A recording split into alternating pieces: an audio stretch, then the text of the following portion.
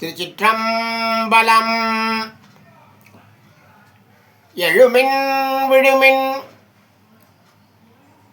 கருதிய கருமம் கைகூடும் வரை உழைமின்.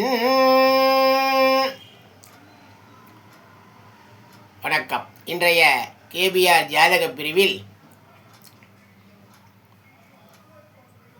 முக்கிய தகவல் என்னவென்றால், நம்முடைய முன்னோர்களுடைய திருவுருவ படங்களை எங்கே வைப்பது?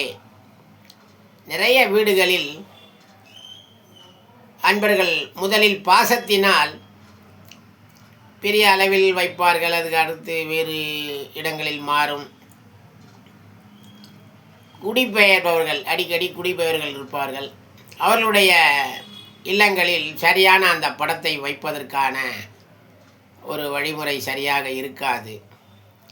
இப்படி இருக்கும் பட்சத்தில் பொதுவாக நீங்கள் பெரிய படம் தயார் செய்தாலும் நம்முடைய முன்னோர்களுடைய படங்களை அதுக்கு அடுத்தாப்புல் சிறிய அளவில் செய்து கொள்ள வேண்டும்.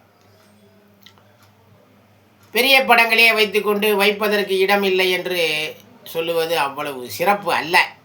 எவ்வளவோ செலவழிக்கிறோம்.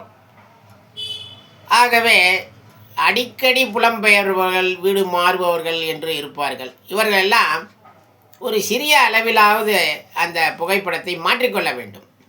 மாட்ட இடமில்லை என்று வருத்தப்படக்கூடாது. இது சிறிய அளவில் உள்ளவர்களுக்கு. பெரிய இல்லங்களில், பெரிய வீடுகள், பெரிய இல்லங்களில் இந்த முன்னோர்களுடைய படத்தை எங்கே வைப்பது என்று நிறைய குழப்பங்கள் இருக்கும். சுவாமியுடைய திருவுருவ படங்களுக்கு மேல் பகுதியில் நம்முடைய முன்னோர்களுடைய மனிதர்களுடைய படங்களை வைக்கக்கூடாது. சுவாமியுடைய திருப்படங்களுக்கு கீழ் திசையில்தான் நம்முடைய முன்னோர்களுடைய படங்கள் அவசியம் இருக்க வேண்டும்.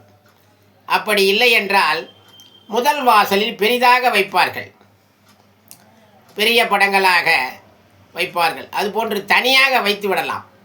ஆனால் சுவாமியுடைய படங்களுக்கு இடையில், சுவாமிக்கு மேல் அந்த படங்களை வைக்கக்கூடாது. சுவாமிக்கு கீழ்தான் வைக்க வேண்டும்.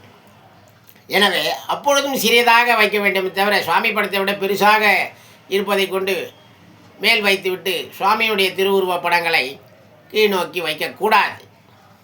எனவே முன்னோர்களுடைய படங்கள் என்பதை தனியாக வைக்க வேண்டும். சுவாமியுடைய படங்கள் வைக்க வேண்டும் என்றால் பூஜை அறையில் வைக்க வேண்டும். சிறிய அளவில் செய்து கொள்ளுங்கள். நாம் நினைக்க வேண்டியது நம்முடைய முன்னோர்கள் வழிபடுவது என்பதெல்லாம் உண்மைதான். அன்பின் மிகுதியாகவும் சொத்து பரிமாணத்தினுடைய அடிப்படையிலும் நம்முடைய முன்னோர்களை நாம் வணங்குவது ஒரு சம்பிரதாயம். எனவே திருவுருவப் படங்கள் நான் பெருசாக வச்சுருந்தேன், அதுக்கப்புறம் இடம் எல்லாம் அப்படியே விட்டுட்டேன், அது மூலையில் தான் கிடக்குது அப்படின்ற மாதிரி வாக்கியெல்லாம் வேண்டாம். எனவே ஒரு பெரிய படம் இருந்தாலும் அதை சிறிய அளவில் செய்துக்குங்க.